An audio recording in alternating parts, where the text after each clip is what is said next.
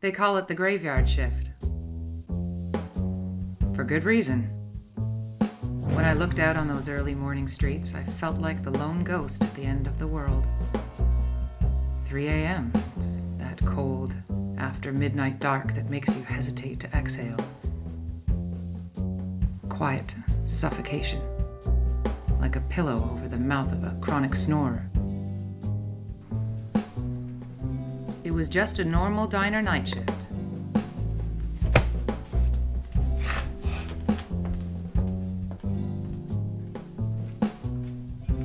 And at that time of the morning, it was just me.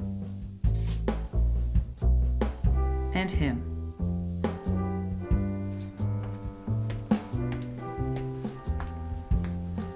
Small bladder?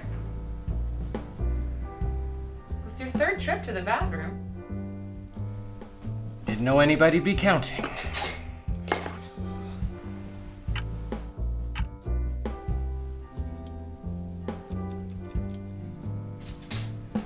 Is that clock right?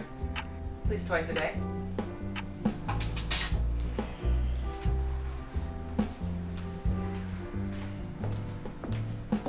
Stood up, were ya? Looks like. Fill her up? No. Thanks, Tom.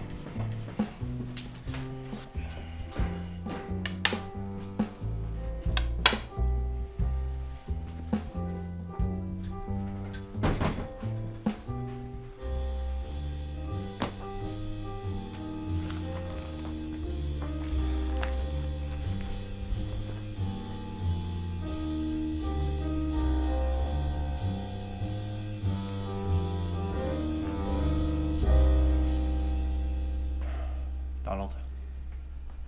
Mike.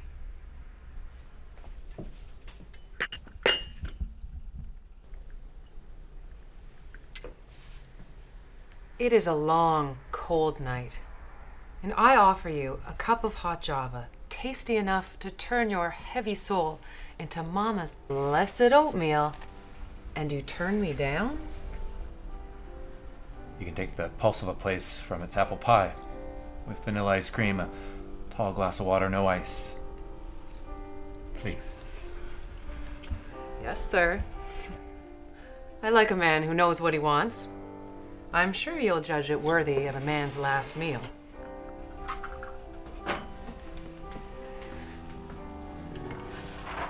Our apple pie was a prime indicator of the diner motto. Is it? Good food and lots of it. God damn it, Mike, you're an hour late. It has been 6 months since I last heard from you. 2 years since I last seen you. I've called you more times than I can count. You refuse to come to the house. You make me wait a whole hour and then you ask me about a stupid sign? You're a goddamn pain in my ass, Mike. Pain in my ass. Enjoy.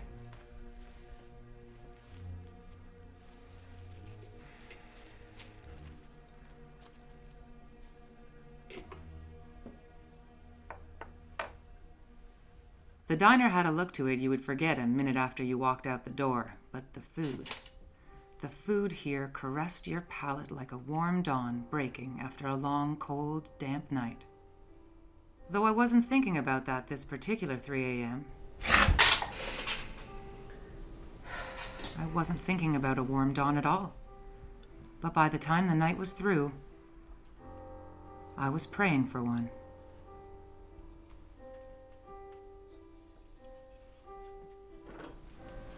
One hour, measured against the length of a life, is a paltry amount, don't you think?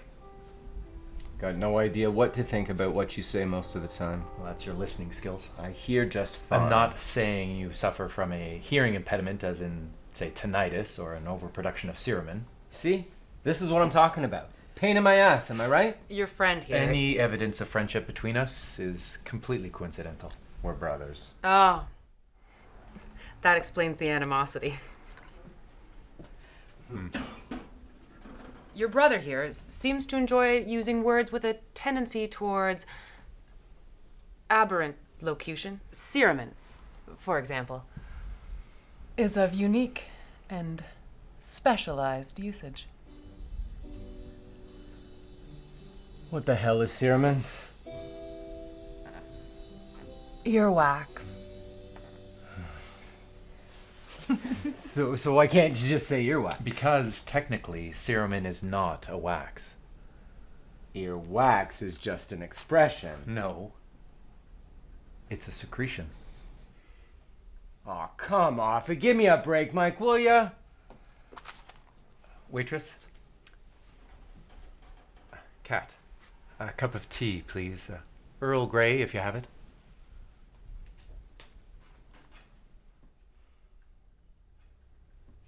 This waitress is a lady, and you will rile my ire by placing her in a negatively objectified context.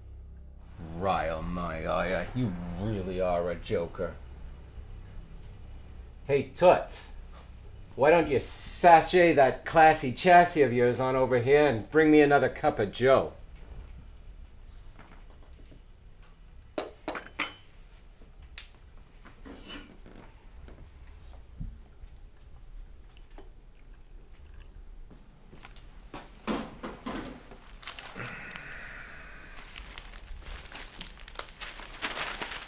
So how come you were late?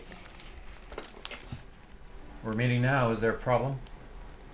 Stir up. Mike, you won't even take out the time to come see your own dying mother. That's a problem. Did you know? She spends most of her time sitting in the bay window, giggling at her own fart sounds, yammering on and on all day about nothing. And she makes me play canasta. No, you wouldn't know anything about that. You haven't been home in 20 years. I'm at the end of my rope, Mike. I love her because she's our mom.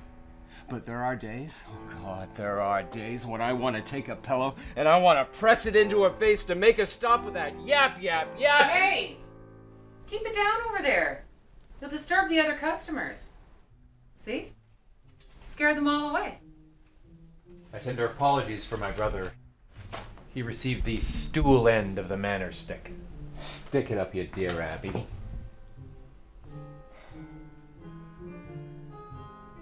Come on, Mike, will you? Come to the house, please. Just leave it alone. Brothers. You boys, your relationship is like the sound of fingernails on a chalkboard. I could help you fix that. How about we try a little something? An affirmation game. You shuffle like a Las Vegas land shark. You can thank El Napo over there for that. He flips cards over at the casino during the day. Burgers here at night. I learned a few things. This is not canasta. Each of you will turn over a card, and depending on the suit, you'll say something nice about the other person.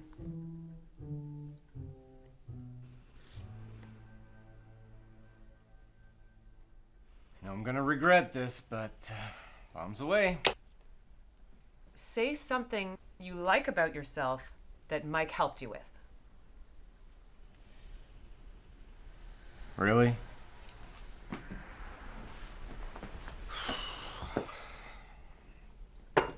Alright, I like about myself that I can whiz. Oh? And how did Mike help you with that? I was doing knife tricks and I stabbed myself, you know, young and stupid. There was nobody home, so Mike piled me into Father's car and rushed me to the hospital. Just in the nick of time, too. God, what a bloody mess I made of that car. Not as bad as 2 years later when Dad crashed and burned, eh, Mike? And ever since then, I can't go 15 minutes without having to take a whiz. I really shouldn't have started talking about having to go, because, you know, I gotta go.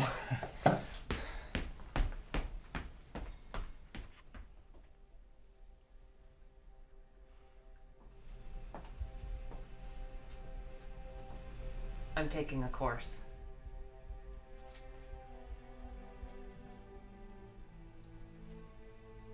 Donald didn't really stab himself, did he? Our father was a drunken vulgarian who impressed his ignorance on everyone. Ergo, your love of language. My father dominated the many women in our family by whatever means necessary.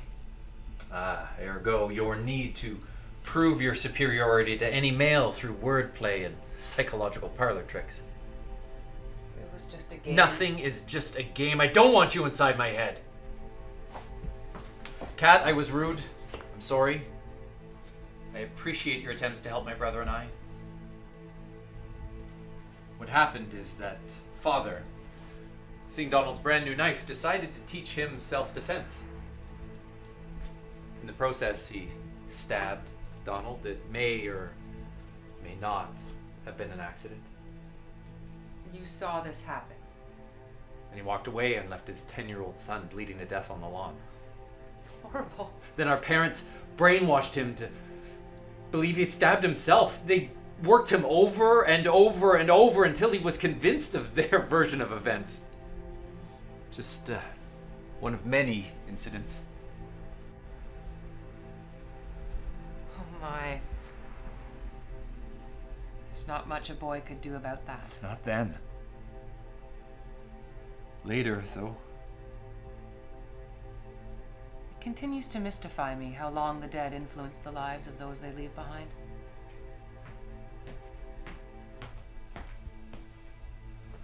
What's going on?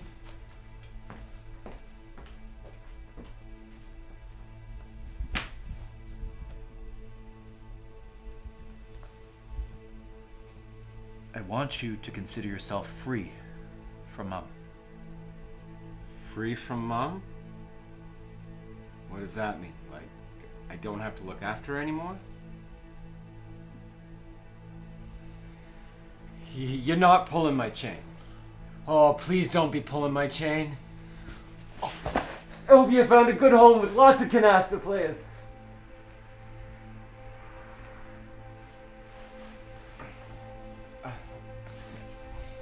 She says she feels it coming on, and most days she looks like hell, but I tell you one thing, there sure ain't nothing wrong with her yet. Listen, I have to tell you Damn something. it!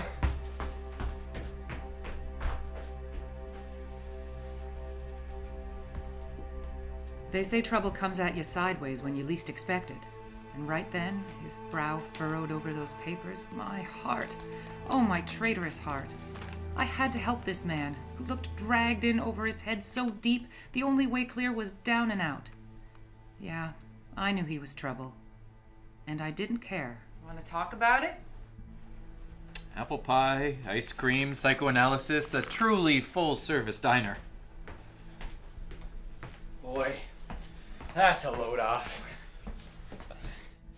Oh, what are those papers? Hey, about Mom? The home she's going to?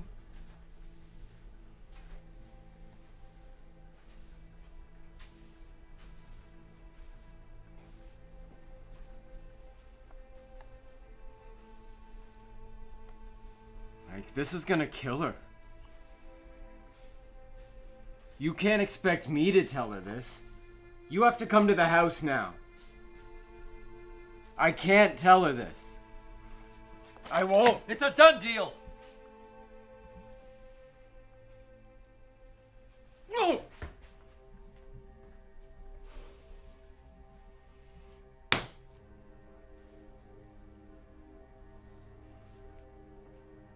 Is everything all right?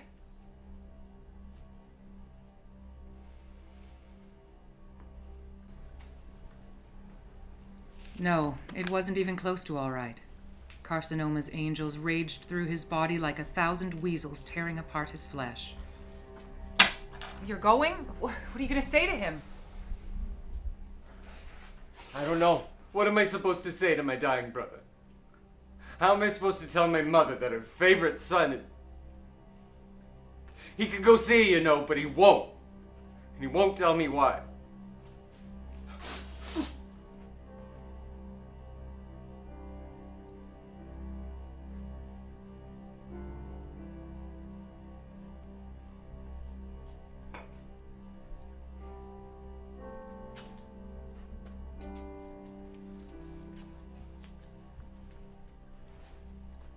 If Mike were here right now, what would you want to say to him?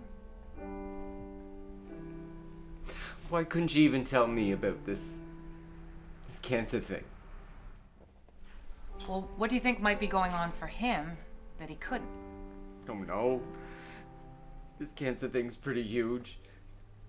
He's pretty angry about it. He doesn't want to take it out on Mom and I, but still. He might not know where to start. He's been gone a long time. Yeah.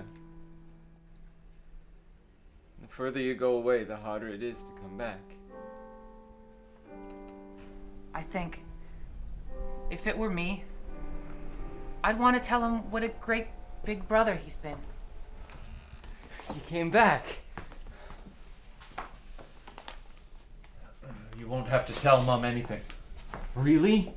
Oh, jeez, that's great, 'cause I can't. I could never. Mike, listen. I want to tell you something. Especially now, 'cause you're. You know. Those papers there? I know what you.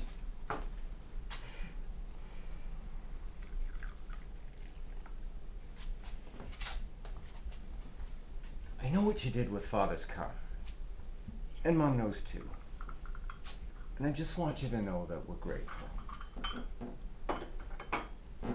Jeez, my bladder's gonna hate me in the morning.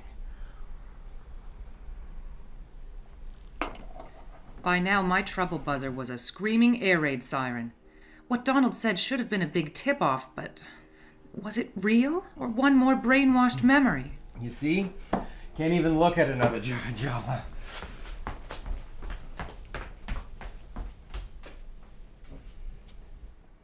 Things can change.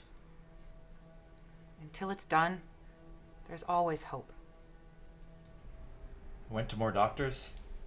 Got the same second opinions I drank. A lot. Screamed at God. I started fights. I hurt people. I demanded answers from them all, and they all replied the same. Shh. You could have left them to fend for themselves. Let your father destroy them, but you didn't. You came back. You saved their lives. Isn't that a pretty good answer? You should write something to them both. Let them know how you feel about them. Something charitable and considerate. Some words of love. Love. You might not get a chance later. I'm all out of laters. So then let's squeeze the most we can out of this moment. While you write, let's play a little role play game. You be you, and I will be your mother. That's A harmless, innocent, ill-advised. therapeutic game. It's part of this course I'm taking.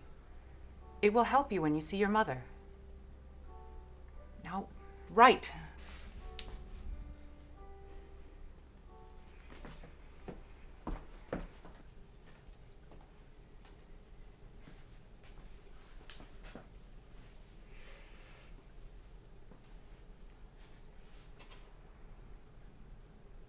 Mikey, honey, my son. How good of you to come and see me. I'm not feeling too well these days. Old age has me in her bony grasp. Come, give your mother a hug and a kiss. It's been too long. All right. Well, you can at least talk to me, can't you, Mikey? It's not Mikey, Mom, it's Mike. I stopped being your Mikey a long time ago. Oh, yes. I'm sorry, how silly of me. I'll try my best to remember. Will you? You of the selective memory. You who would always say, no, Mikey, that's not what happened. We are all prisoners of our memory. Donald told me that he spoke to you recently. Yes, Mom, we spoke. We arranged to meet. We argued. He said you were very upset about something, but he couldn't tell me what it was. Why don't you tell me what it was all about? I'm dying. Damn it. I didn't want to tell you. I didn't want your false sympathies, your patronizing lies. I just wanted... No, no, no, you will not go. Not so long as there is breath in your body. You will not go quietly into that good night. My rage was supposed to stop when that ignorant son of a bitch died. That's it, Mike. Let it out.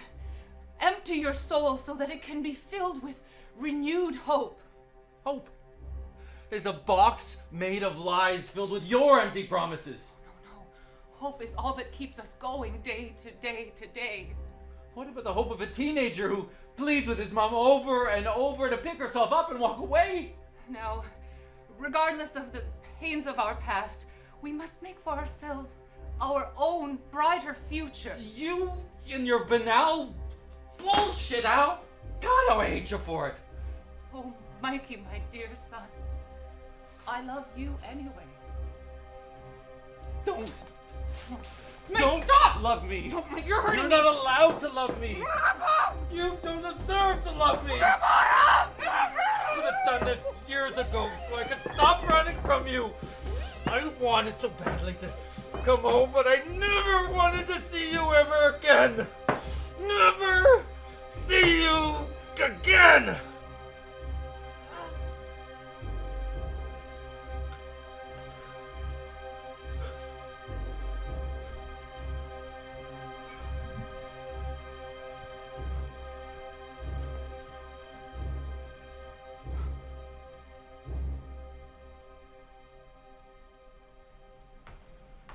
What did I miss? She gonna be alright? Mike, what? I killed Mum. Come on, wake up. I was late because I went to the house. What happened? I went to see Mum. You went before here? I suffocated her. What happened? I wasn't going to, and then I was. You killed our mother? You what? Me and Mum were already dying. Mike, you killed this waitress. She was Mum.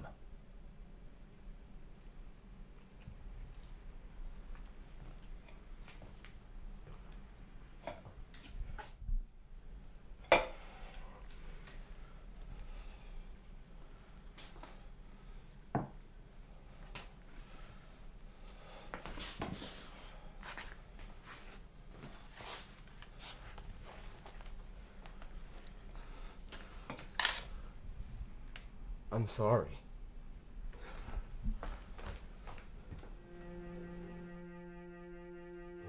The long, cold, damp night moved on. There would never be another warm dawn for me. I'm not usually one to prescribe advice, but if you ever work the diner graveyard shift and you're tempted to offer a slice of psychoanalysis, a scoop of role play, save yourself some trouble and stick to the simpler things on the menu. Apple pie, ice cream,